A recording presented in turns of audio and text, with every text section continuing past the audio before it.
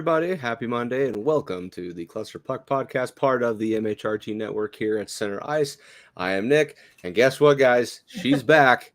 It's Brit. How are you, Brit? For you guys, I'm a lot better this Monday.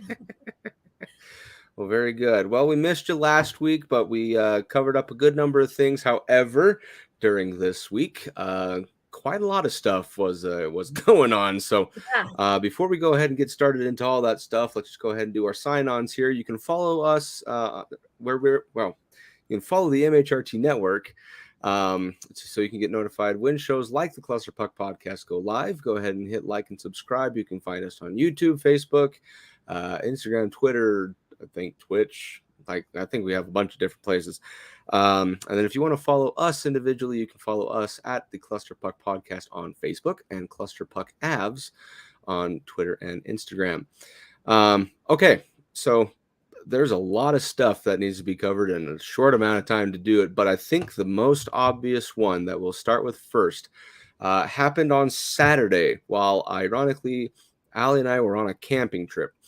So it's like, of course, as soon as we're out, that's when they start to make all the moves. So well, my dad sent it to me, and I thought everybody was like freaking out about this trade, and I thought it was that Gaborik had been traded for Ryan Johansson, and I'm like, why do we care about this? Like, so? And then I realized that it was our Galchenyuk, who is 6 days until free agency, zero value. So that's exactly right. Nice. So for those of you, good news, finally. It really is. So for those of you who are not aware yet, the Colorado Avalanche have officially made the trade with the Nashville Predators. They will be sending us forward Ryan Johansson, the American version, so Johansson. That's what I was asking. Exchange. Are we Johansson or Johansson? This one's Johansson. Yeah. In exchange for Alex Galchenyuk, kind of would have been depth player, had a lot of injuries riddle his career, but in that trade as well, it's not just a player for player, but Nashville is also retaining 50% salary. Because when I first heard that, it was like, this guy's getting paid $8 million.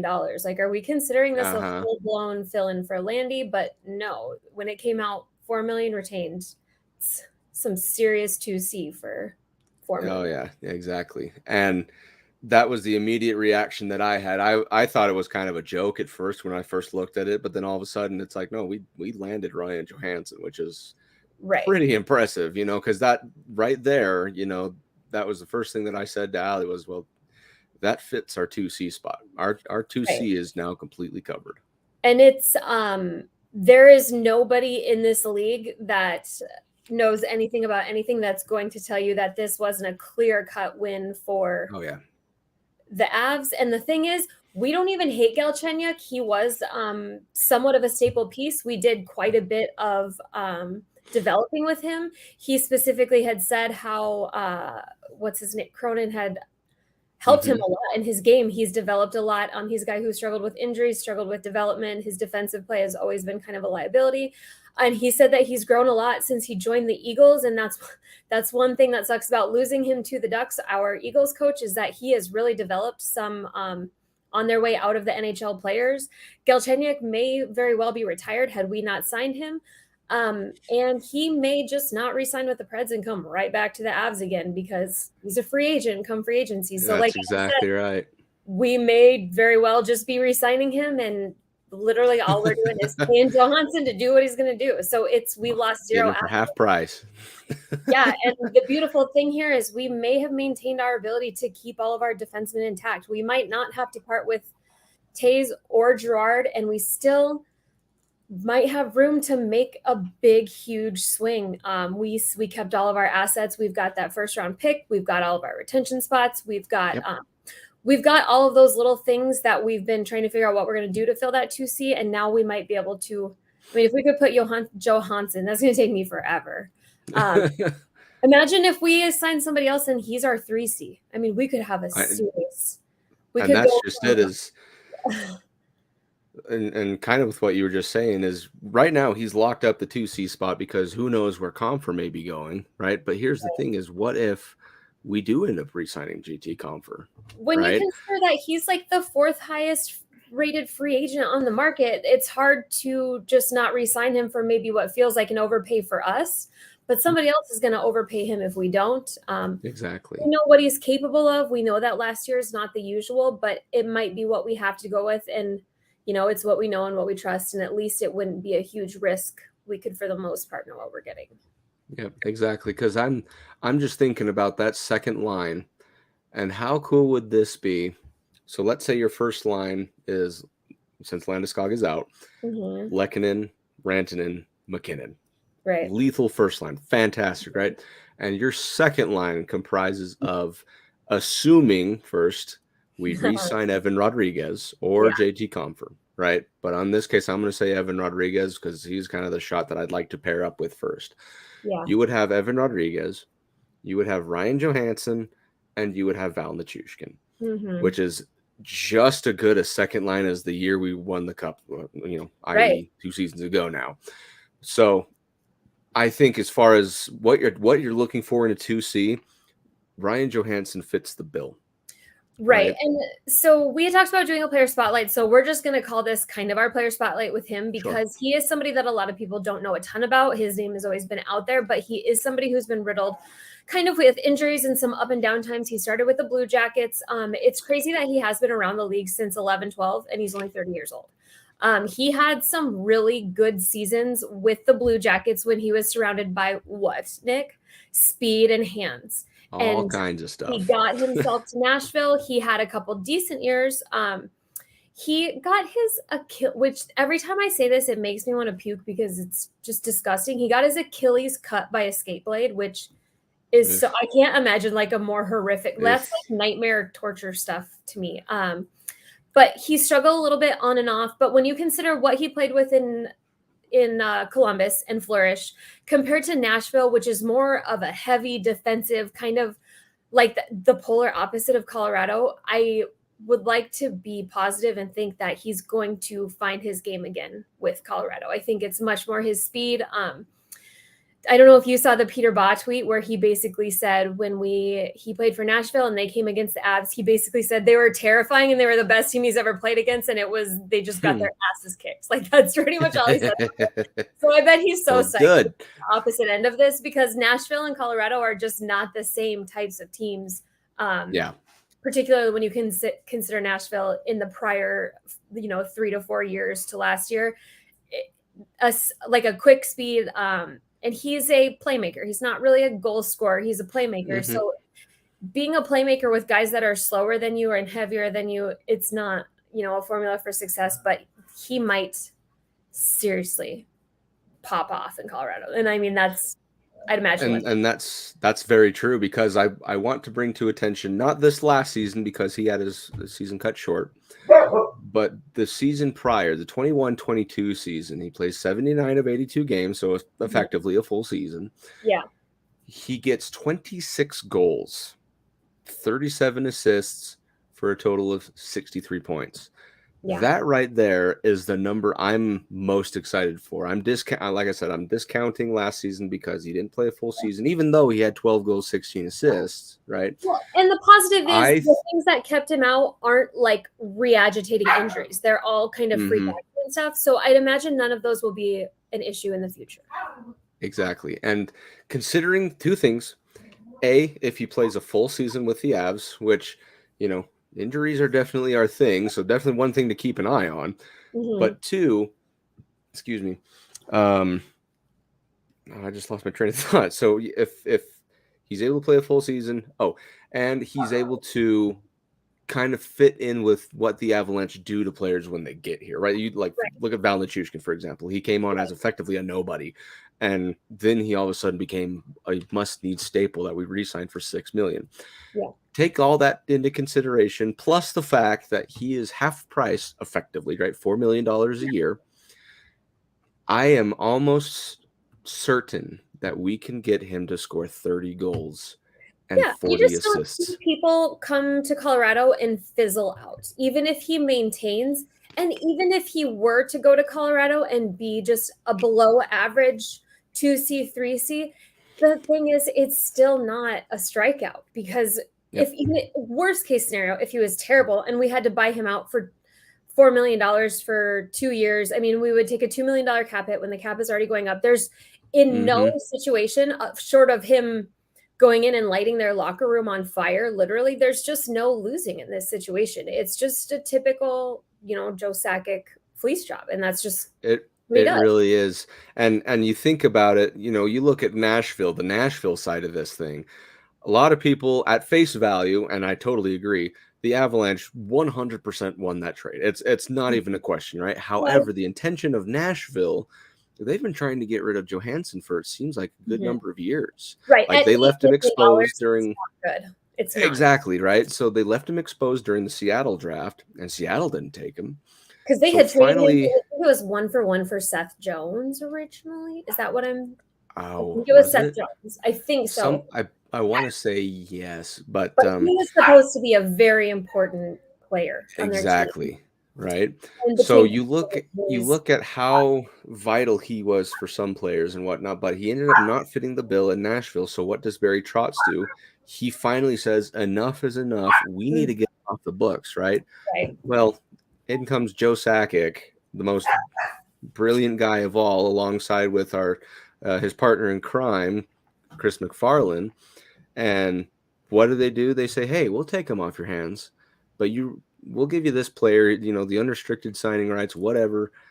And in return, how about you keep 50%? That way he can be off your roster. You can pay that off the books, and you leave with taking off a lot from your cap. Yeah, and I don't know. Saw that as a win. And next thing, do you have to trade a warm body in order to retain? Is that why that happened? I want to say yes, and my understanding could be completely backward on this, but if I'm not mistaken, it could be that Johansson gets traded, we pay for his live salary, and they pay, and since he's no longer part of their team, they can pay that rest, the 8 effectively 2 seasons worth of 4. And just write that off. Just pay it right up front, and then they just now save $8 million a year. Okay. But Ryan Johansson gets his full paycheck from the original contract. We just finish up that other half. So that's kind of what Nashville is headed for, because he wasn't. Well, and it's not like it hurts anything by leaving someone within your division short of a retention spot and taking a little bit of money on their roster. So it surprises me that they did it within their division. I'm surprised there weren't better suitors, but there just must be something very magical about Joe Sakic. I don't know if people get flustered when he calls an outfit or something. When he calls, like all GMs, I don't know how they don't know this yet, but when he calls, you do not open that door. You get off the phone, you hang up, whatever it is, because you are about to get a really bad end of a deal trade. But in this case, they were after something, so I think it. Well, and we have a lot of the docket, but I wanted to bounce it off of you. So Avatar said that Nashville was given a B+, and I haven't heard like any solidified information. But my first part is: do you suppose they're going for a rebuild or maybe like a heavy retool? And then the next question is: what do they do with Sir Duchesne?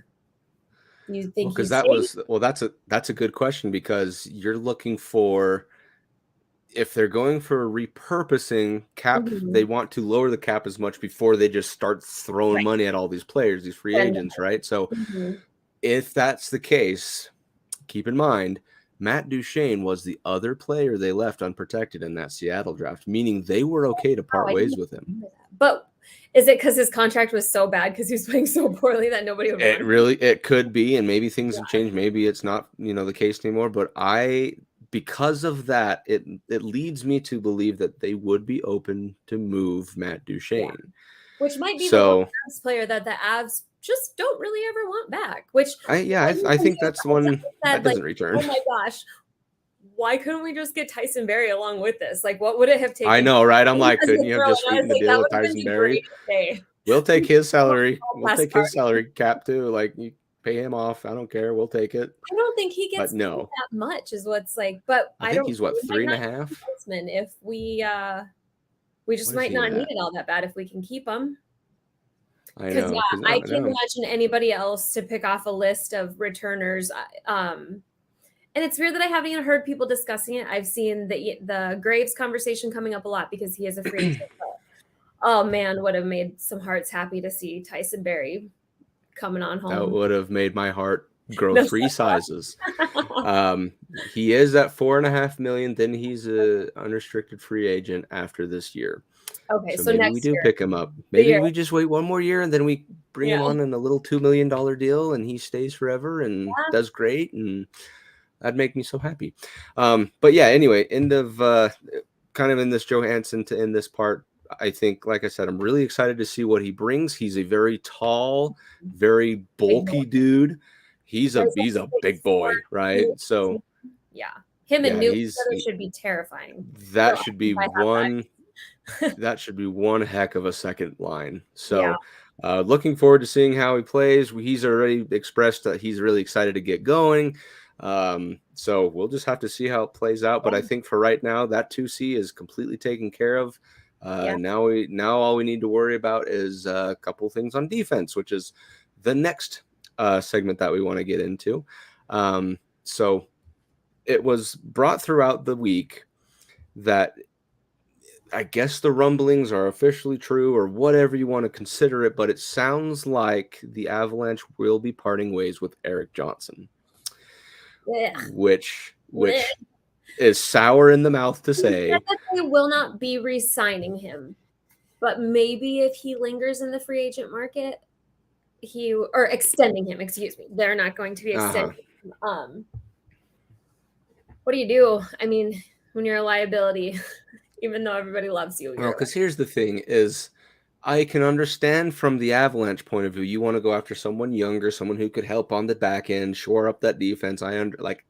It's a business. At the end of the day, the hockey is a business, and it sucks, right? Because you love Erik Johnson. Everybody does. We all do, right? Mm-hmm. But Erik Johnson, at the same time, maybe he wants to continue to play hockey, and that's what he said. He loves the game. He has no intentions to retire, which it's like, but he has zero intention. Yeah. It concerns me a little bit. My little brother and I talked about this. It may inhibit Landeskog's desire to return in some way, because I mean they're pretty much two of the closest people on the team. So it is kind of concerning in that whole, I know I go on about the locker room stuff, but that is Gabe's right-hand man in the locker room. So it's a little concerning. I mean, he's had an A on his shoulder for many years. Mm-hmm. I don't know if last year, did he even have it though? Even when he was I think he had a certain number of games, maybe like the away games or something like that. But yeah, it's a little concerning that maybe Landy kind of feels like a little bit less, I don't know. I wish he would just retire. I really wish he would retire and just take over some position. I don't know. Yeah, and what I'm kind of hoping happens is he realizes that, and this might even happen after 1 year. Maybe he goes and plays off somewhere that they'll be like, yeah, here, come play with us. Here's a few $1 million, whatever. Right. But maybe he ultimately decides, you know what, maybe I'll just stick with the Avs organization and do something like a development coach or something in the front office, or, something like that, because that's a plan. Exactly. Right. So just something like that, because the man is the embodiment of the Colorado Avalanche. Right. Like that's every hard time, all of it. He was through it all. Bottom of the bottom. Yep. He started at the upper end of our ultimate, rock bottom, the worst season that was ever had in the NHL, with a team that had some very good all-stars on it. And he was here for the full rebuild. But his body's not there anymore. Do you think, do we retire his jersey? Does he go up in the rafters? It's a real tough one. This is like, that is a very tough one. That is a very tough one. A proposed, I can't remember where I heard it. It may have been DNVR, where they discussed like a hold on a number where you hang it in the rafters for like 5 years, like a number honor. Oh. And then like 5 years, but yeah, I mean, you run out of numbers eventually, so you can only retire. Does he make the Hall of Fame? I mean, does he have enough personal accolades? Is that, or just our Hall of Fame? That's another tough one, because here's the thing: I can see it happening both ways, because he's reached milestones. He's a Stanley Cup champion, right? So it seems with to be rafters sacred for the Hall of Fame. Exactly. So that's I can see it happening both ways. However, I think for right now I'm going to say no. Yeah. But that's only because I heard somebody talk about it. I guess his personal accolades Yeah, it's kind of more personal accolade thing. Exactly. So if he does, I am beyond thrilled. It would not surprise me at all, and I'd really love for that to happen, right? However, I think you compare that to people who are already up there, right? Joe Sakic, Joe Sakic, those Forsberg, those types of names, right? So you look at that and you're like, it doesn't compare, but you look someone like a Nathan MacKinnon, that's kind of a surefire, right? So I'd love to, but I have a very difficult time seeing it happen. But it's definitely a good question. I like the 5-year honoring of a number a lot. I like that. I do like that. I do that. Okay, so moving on from that segment here, we do have the NHL Draft, which will be here in 2 days, I believe, 28th and 29th, if I'm not mistaken. Is it? Okay. Yep. So as it sits, and this kind of does go back on that Ryan Johansson trade, we did not give up a first-round pick. So that, to me, says, unless something crazy happens in the next couple of days, that to me says we are going to be keeping our 27th overall pick to now shore up, maybe the AHL, but unless he's some kind of crazy talent in the NHL. What do you think about the 27th for a half salary retained Taylor Hall? I don't hate it. I mean, that'd be kind of fun. Yeah. No kidding. But I don't know if there's any grounds to it yet, but I don't hate it at all. He's had a good couple of years. But yeah, so 27th, you're not guaranteed an NHL player. Yeah. And that's just it. And obviously keep in mind, look at our last Conn Smythe Trophy winner, Brandon Marchessault, Jonathan Marchessault. He wasn't even drafted, right? So obviously it can happen. However, usually it takes a few years for someone down in that first row or first round to make it into the league and become something, right? So there were a few names that were thrown out there, but there is one in particular that I just want to touch on that I thought was actually a pretty okay fit, but I'm curious to get your opinion if you have one. If not, I'll just keep rambling. But this one, it's based off of Yahoo Sports, and they did a mock draft. And this one we had picking center Bradley Nadeau, who is of the BCHL, right? So I kind of like what this kid does. I watched a few highlights of him just because I was curious, and he's very, very good with his stick handling. Like it's kind of very Cale Makar-esque, but he's a center, right? So I think it'd be very, very fun to just see someone very, I guess, comparison-wise, maybe Jean-Luc Foudy. That's kind of a good comparison. I think that could be a pretty good steal of the draft just because of how he's able to stick handle. His skating ability is great. But the best thing I've noticed is how he can read the ice and see who's open. So he'll be a big assist guy. So don't know, Britt, if you have an opinion on if you've done any kind of reading up or anything like that. But that was one that stuck out to me to maybe keep an eye on. Yeah, I haven't looked close enough. I was all but positive that we wouldn't end up drafting. But, maybe this is a good to draft somebody that will join us kind of at the tail end of our cup window, which – honestly, our cup window could be like 10 years in all. It really could. So if we keep making moves like this. Right. But maybe as Mac and Makar, as the guys kind of slow down, even if it was somebody that took 5 years to come in, who would fit when you consider maybe a little bit slower, but more tenured, soft hands, aggressive offense, that tight defense. So I'm curious to see what we'll bring in. And also, drafting they do look to draft, generally not in the first round, but they look to draft because we do want to make our AHL team good as well. I'm also curious if something that we might do is trade that first round pick for a couple later second round, because the difference isn't that big for us if we're going to draft, we don't need them right now. Cause it's, if you're not drafting somebody in the first 5, you're not getting somebody immediately. So maybe if we were to draft a couple later rounds, maybe a goalie, I don't know. I'm curious to see if we'll end up drawing it or not, because it didn't seem like we were going to until we got Johansson, and it's like, okay, well, maybe we can still use that. Maybe we will. We had to trade it because that's our best asset to get us a center. And now we have a center and the draft pick. So yeah, that's exactly right. I'm not even looking forward to it for the Avs. I just can't wait for the drama. I'm super excited to see where the guy goes, Mishkov, whatever his name is. I love what Merrick talks about, where he says his favorite part of the draft is the first gasp, which is like last year when they didn't. It was like immediately when no one picked Shane Wright. Yeah.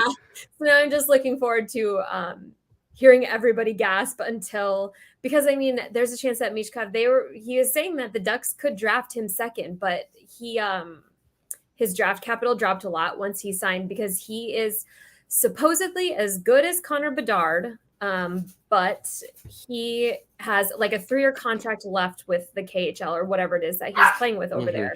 And generally we have a no like poaching agreement with them. So he would have to wait that out. But if you're the Ducks and you don't want somebody good for about 3 years, you might get yourself a fully functional first liner, in 3 years. Yep. So they're saying that Vermeek might have the balls to do it, might not. I don't know. It should be really interesting. And I obviously Bedard's going to go, but it'll be really interesting to see what happens with Verbeek and between Finelli. It sounds like Finelli, Carlson, those top 5 guys after Bedard could really fall in any spot depending on what somebody really wants. So I don't know. Yeah, we'll have to see because like we said, I think in a couple of days, round 1 of the NHL draft is going to begin. So we'll just have to see what happens. But obviously, next episode, we'll definitely cover our picks, who we got, and we'll definitely give some grades away to see just kind of how things are looking after that. And then shortly after that, obviously, free agency begins. That's going to be a whole new thing. We're not even going to go near that door for right now because that's going to be taken up basically all it's July. A very overwhelming free agency. Other than the entire team of Calgary wanting to part ways, really it just Comfort being one of the top free agents a lot. But yeah, Calgary, apparently everybody hates Calgary. That's the word. No kidding.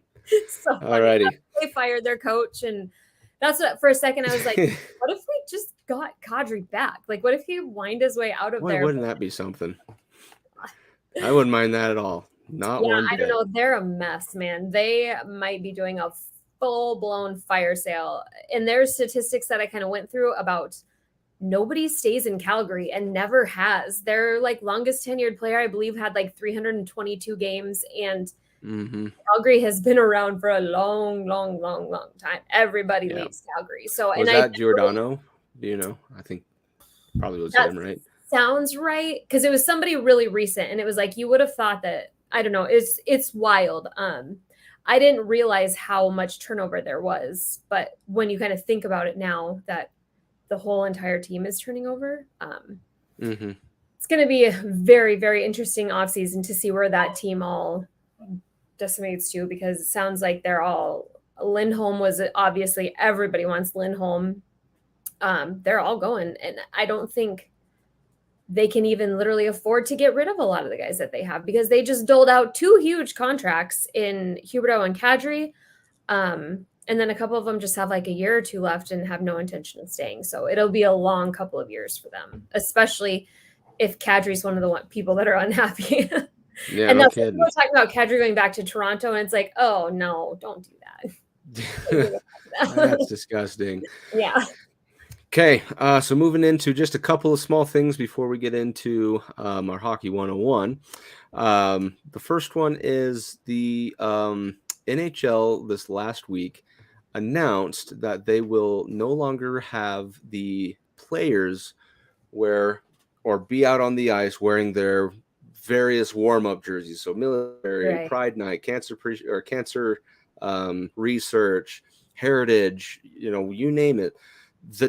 They're just not going to wear the jerseys. Now, keep in mind, they're still going to have, like, whatever team can still have their Pride Night or their military. The nights are still going to be there, right? That's still going to be a thing. Right. They're just making no the longer jersey going to wear the jersey. Yeah. Which what made those jerseys make so much money is because they Exactly.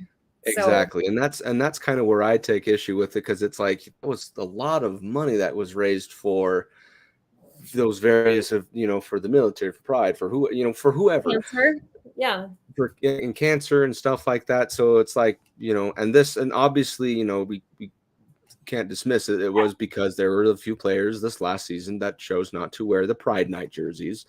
Right. About so 6 the NHL, so the NHL instead decided to scrap everything, which in my opinion, that's not the right thing to do, because honestly, it's a tough thing because you don't want to get political about it or anything like that. But at the same time, it's like that was a really fun thing, especially like with like Black History or something like that, where they had these really cool designs and the auctions that came from them. And they produced they were so pretty.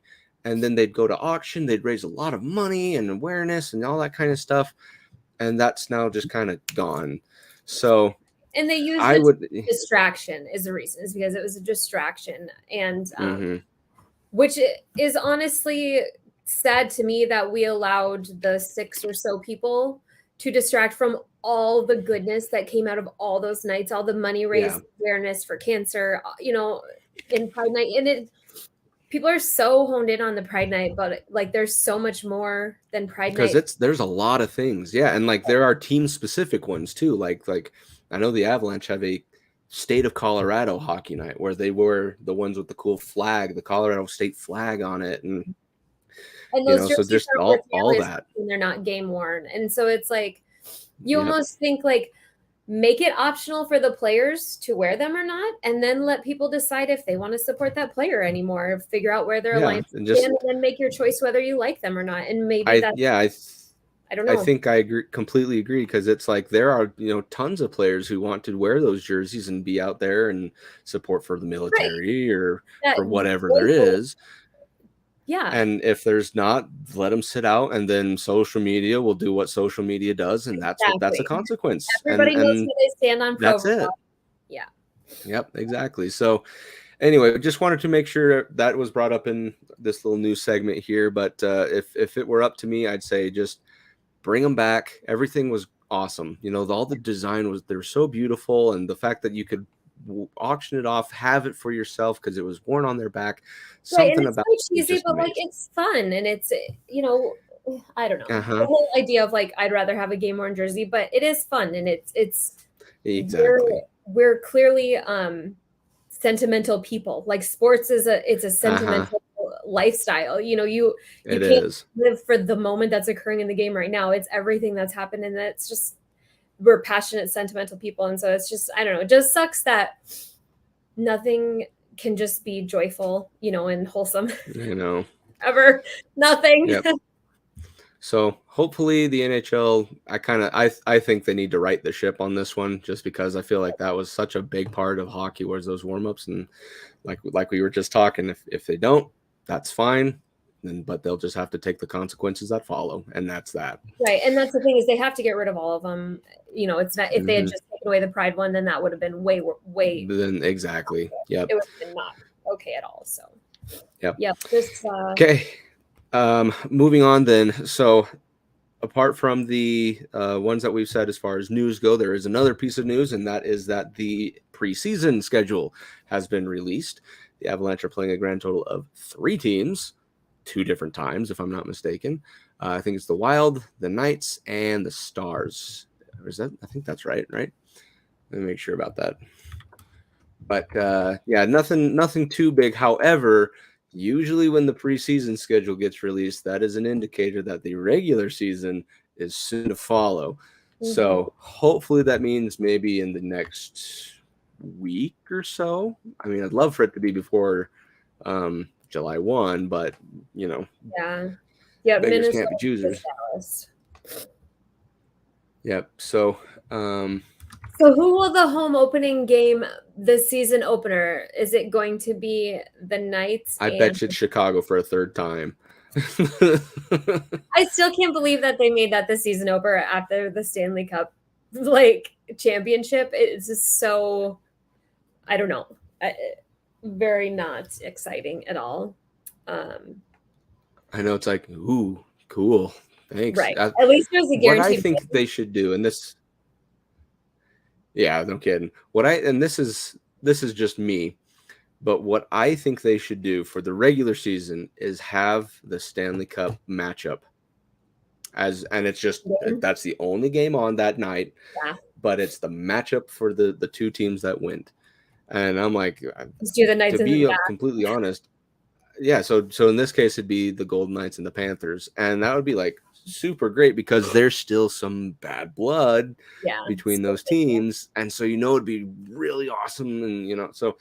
But that's just me. But and then you get the immediate idea of whose cup window is still open and who was at their last push for the cup. Like I'm curious. I mean, is Boston going to be anything next year? A lot of the teams that go in expecting to win the cup, either the next year they're going for a full-blown rebuild or they're just ready to do it again. It seems like there's not usually a whole lot in between, like other than the Avs and Tampa, how they have their little retools in between. But yeah, it's that's my dog. Enjoying. Oh, did she fall down? No, he just makes this really weird noise. Our greyhound. Sorry about that. All good.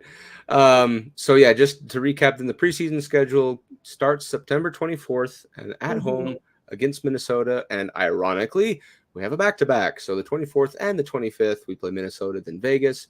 September 28th. God, if our schedule isn't better this year with back-to-backs, I'm going to lose it. I hate back-to-back so much, but just looking at the preseason schedule, it doesn't look like it's going to be doing us any favors.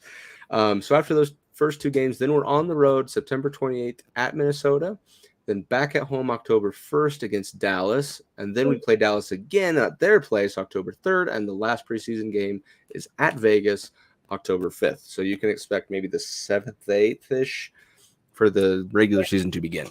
Yep. Okay, awesome. Okay, whoops. My light's doing the things again. I need to get that new plug where it actually can last longer than 2 seconds. So, okay, so let's go into now, I think, Hockey 101, right? Or was there anything else? Oh, yeah. I can't think of anything else. No, I have a feeling next week will be, we've got our info, but next week we probably plan for a little bit of a longer one, be it all Avs news or whether, it's this kind of crash and burn. Everybody's going to crash and burn or fly off. It should be an interesting draft for sure. Yes. There we go. Okay, so this week's Hockey 101, we are going to be talking about penalties, specifically a minor penalty, with a couple of added infractions, blows and infractions along the way. So I guess we'll go ahead and dive right into it then. So, Brit, let's say I'm brand new to the game of hockey, like I would have been about 7-8 years ago. What is a minor penalty? What does that mean? So minor penalties, when you're listening to them talk about hockey, you might hear penalty or infraction. And I was trying to look and see whether they could be interchangeable. But infraction is more of just something that causes a stop of the play. But the penalty is when you do something wrong that results in sitting in the penalty box. And I'm sure we all know the penalty box if you've ever taken any amount of time. So a penalty is going to result in either sitting in the box or leaving the game, which is beyond a minor. But when it's a minor, that means it's a small thing that you've done and generally results in a 2-minute sitting. So 2 minutes is the standard penalty that you're going to see. Probably 80 to 90% of the time, 2 minutes. And so when you do have a penalty and you're sitting that 2 minutes, that means that your team is down one player on the ice. So you generally have 5 players out on the ice. Now it's playing 5-on-4. So if you have one person in the box, you are down to 4. And if you end up with 2 people with minor penalties, then you sit 5-on-3. So that's where you hear those terms is 5 people versus 3 people means that one team has 3 people in the box, or 2 people in the box, but you can also have like a 4-on-4. So those 4-on-4, 5-on-3, 3-on-3 generally refers to how many people are sitting in the box and taken off the ice for each team. Okay, perfect. Well said. So there are a number of penalties, or minor penalties, I should say. However, there are some that are definitely more prominent and occur a lot more than others.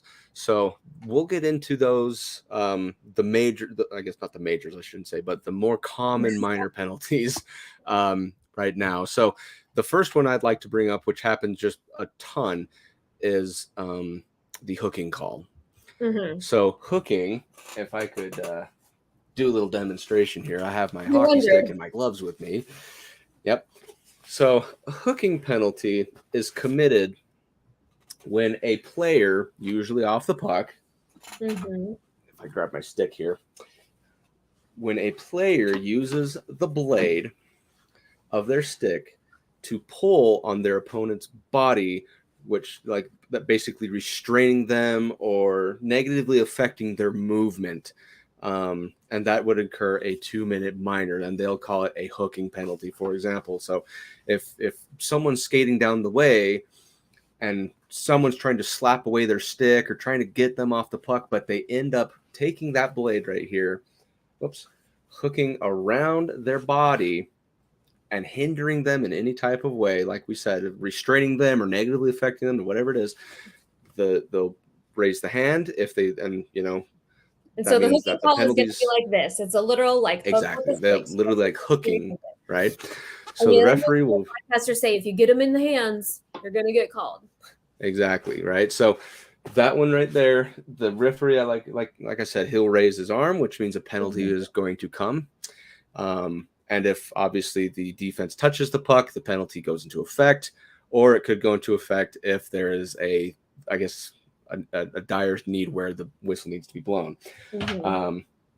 So they'll get sent right off. 2 minutes. You cannot hook somebody with the blade of your stick to negatively affect them or their progress. Well, and I suppose probably a good time to insert delayed penalty is that. Yeah, sure. So with a delayed penalty, you'll hear that term. So when you see the ref put their arm up, that means that there's a penalty coming. And as soon as the team that caused the infraction touches the puck, the play is over. But you'll see the ref skate around with his arm up, and they're delaying blowing the whistle and delaying the penalty because they don't want to let that infraction limit the offensive team's ability to score a goal. Because like if you have a big breakaway coming, or you shouldn't be penalized even more by having the whistle blown when you have a big like offensive movement coming. So they let the team that didn't commit the penalty finish their offensive movement until the other team touches it. Once the other team touches the puck, then you'll see the ref blow their whistle, because then that offensive chance is over, and it's not hurting the offensive team twice, essentially, by losing that play and by having whatever penalty committed against them. Correct. Sorry, that makes sense, but I figured that. No, you're good. That's very good. We should have probably should have opened with that one. But next minor penalty is a slashing call. So we talked about hooking, and that's the motion for the referee. He'll say hooking. Slashing is where a player, a defensive player in this case, will take his stick and use kind of in a slashing manner to try to take somebody off the puck. So whereas hooking, you were hindering them by kind of holding them back, slashing is where you actually go down on their this one says it's body, but most of the time they'll call a slash when it usually hits the hands or around the arms or something like that. Something that where it hinders the player's ability to hold his stick, more or less. Or if you try to stick check someone and you break their stick, that'll call you a slash.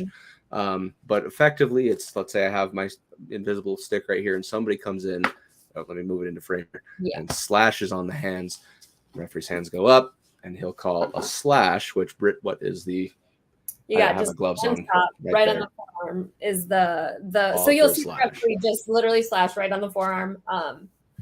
And I think this is just kind of my input, but slashing and hooking are two of the plays that you'll generally see penalties occurring. They're lazy penalties when you can't quite keep up and you can't catch up, and you're usually doing something because you can't quite catch up. So you'll see those a lot of the time in high stakes situations when it's either worth taking a penalty or you're trying to play just hard enough that you cross that penalty line. But they're usually lazy penalties. Or slashing, you'll see is either playing too hard, or that's when you get the direct, super pissed off, just tomahawk somebody in the shin guards in the back of the leg. So it's usually either a little bit discreet, complete or disregard. Exactly. There's turning your hockey stick into a weapon. So pretty much. That's usually where it escalates to. Okay. Next call then. Brit, what do we want to go for? Tripping? think tripping's a pretty common one.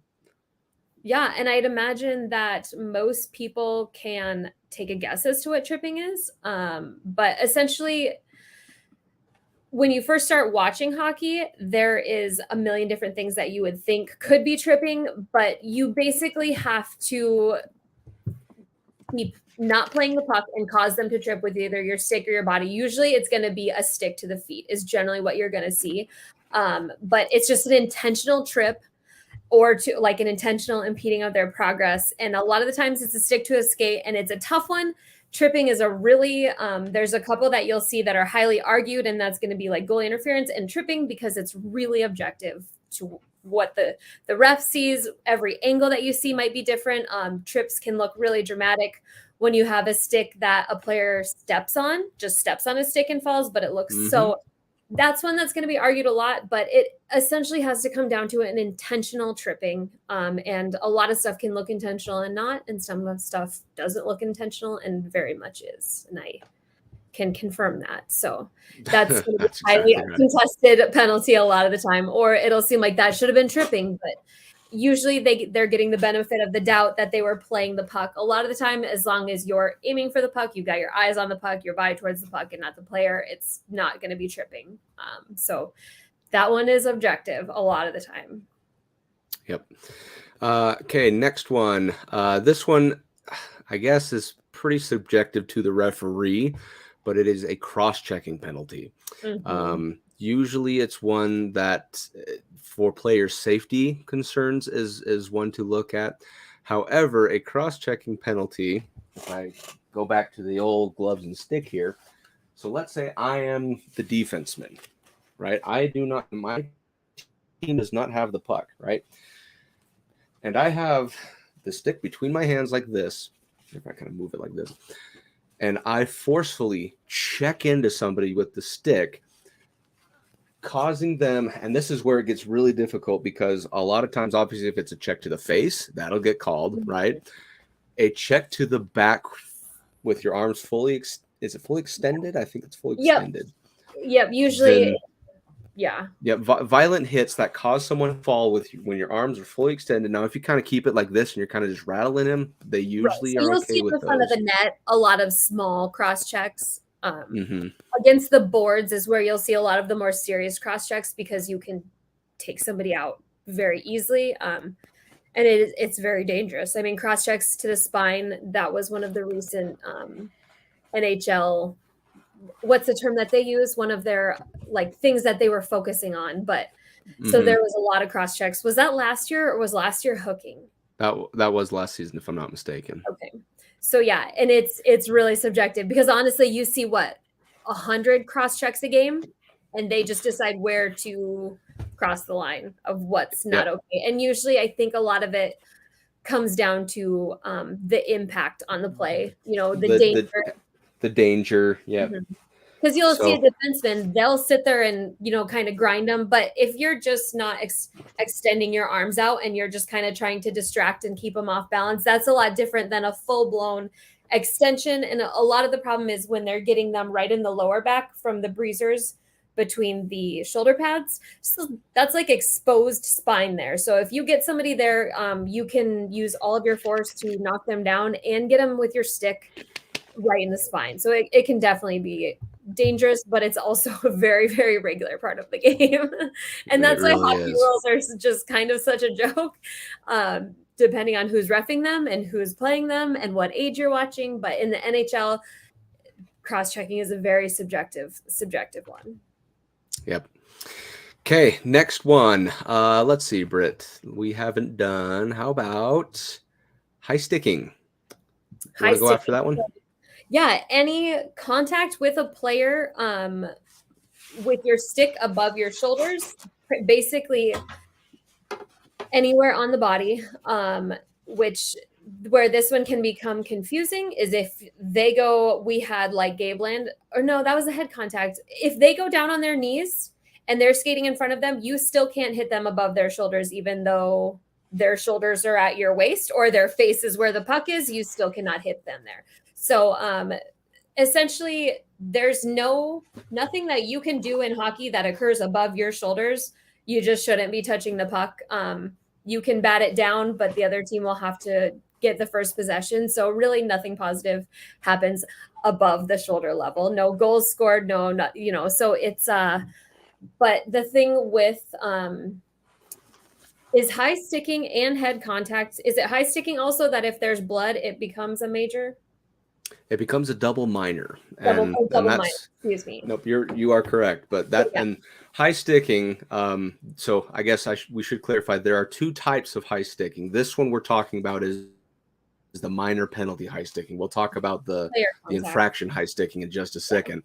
But most high sticks that do occur, kind of like what Brit said, do happen to above the shoulders, and in most cases, it's the face, right? If somebody's stick that is not from a shot, like a follow through, right? Follow through, which even that's kind of stupid. But they say if it's not a follow through and it hits somebody in the face, that is a high sticking call, right? Because the stick got really high, hit someone in the face, could have knocked some teeth out, whatever.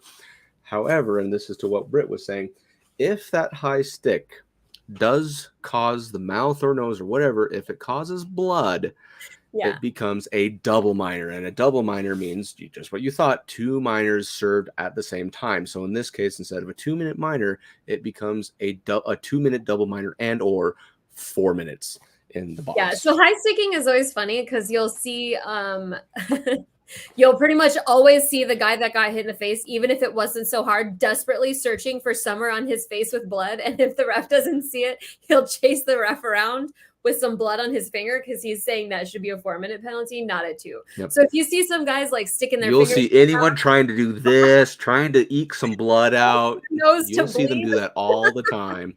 That's because they're trying to squeeze out another 2 minutes from the penalty. And you will see those guys search very hard on their face for some blood. And that's the first thing they always do is you look for blood and then they show the ref. So it's not just for check it out. It's because the blood means an extra 2 minutes. So I've always thought that was just such a funny thing. Like when you start paying attention to these guys will start picking their nose and sticking their fingers in their mouth. Come out with a finger with the tiniest amount of blood, and it's like lose their minds over it. So that's why they chase the refs around with a bloody finger. That's basically right. Okay, so just a few more, and these ones are actually super quick, so it shouldn't be too much to use the imagination. Kneeing, you can't knee somebody, right, intentionally or not, whatever. Holding. Really? You can't pin them down. Yeah, no kidding. Holding is another call. You cannot hold someone. You can't pin them down with hug them around or whatever. Elbowing, again, self-explanatory. You can't just go out there throwing elbows to whoever. Charging, you can't just basically pick a target and go straight for them. 3 strides is pretty much. 3 strides is that border where if you take 3 strides and check a guy, they'll call you for a charge. And then let's see. And then interference is one that we should do. And basically interference is it can get pretty subjective. I don't know if you want to go into that one. That's just kind of one of the, I don't know. Yeah, there's a couple of interferences that do occur. So maybe we'll save that one for last, but then let's see. Where is it here? I think those are all kind of the obvious ones. So let's go then into roughing.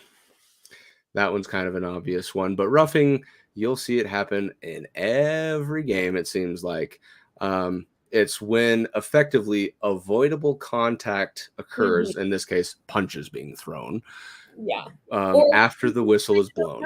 Yeah, we're not quite sure what that is, but it was definitely not okay. Like nobody exactly. It's basically like, was that really necessary? Now, unless like a fight is actually picked and gloves are dropped and everything like that, then yeah, that's one thing. But a roughing is when the whistle's blown. Exactly. And it's up to the ref's discretion to be like, hey guys, either knock it off or someone's getting in the bin. And if they continue to start, face washing, punching, tugging on shoulder, whatever it is, then they'll say, okay, that's enough. That's 2 minutes for roughing. You're in the box. Okay, so I think as far as the rest of them, delay of game, but I want to actually get to that one at a different point because there's a couple things with the delay of game penalty, and they're bench minors, and I don't know if we have time for that. So we'll get into just the last one and that is the interference, but specifically goalie interference, because Brit, you are in fact a goalie. You have dealt with this multiple times. So what is interference, or in this case, goalie interference? Yeah. So basically interference means essentially blocking anybody from doing their job when they don't have the puck, and you're just blocking them without playing the puck from doing something that they're allowed to or supposed to do. So when it comes to goalies, it's the most argued penalty in the NHL in a lot of stuff. Any goalie mom will be up there yelling goalie interference every time her child is even looked at poorly. But generally, it's going to come down to someone in the crease, so in the blue paint, inhibiting the goalie from moving in a way that they deserve to or are entitled to stop the puck. And that can come down to trying to pretend like you fell and falling on top of the goalie, or diving into them, acting like you couldn't stop. The ways that people will try to make it look innocent are pretty incredible. Coming down to people just,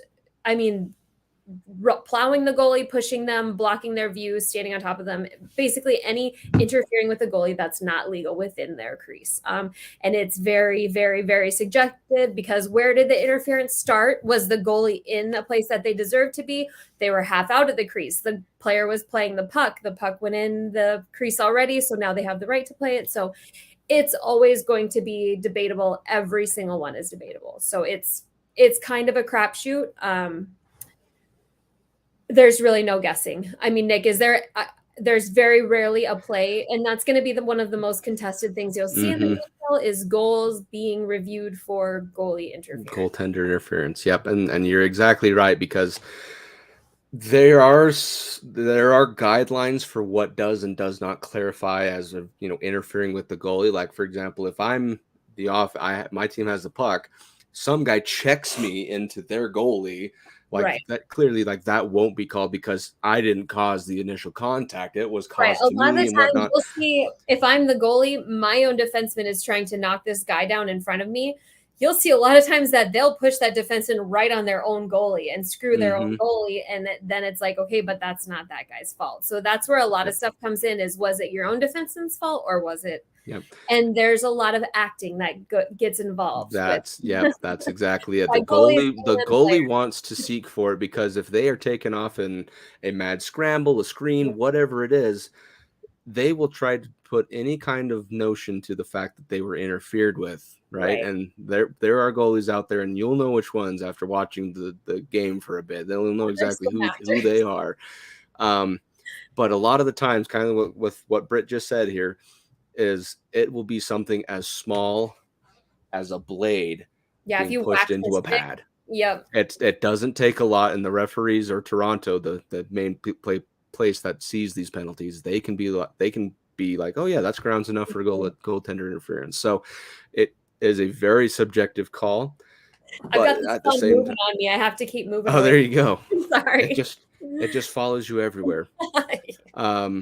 So those are kind of the main goals. Oh my gosh, my thing did it again.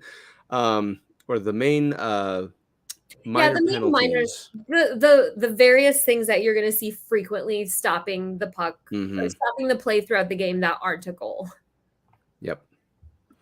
Okay, so let's see, Britt. Do we want to go quickly into, or do we want to save that for next week? It's for the minor infractions. I think we can just go over them super fast, because usually they're going to be pretty obvious. So for non-penalized minor infractions are just things that you're going to see where the ref blows the whistle, everybody stops playing, they go to a face-off.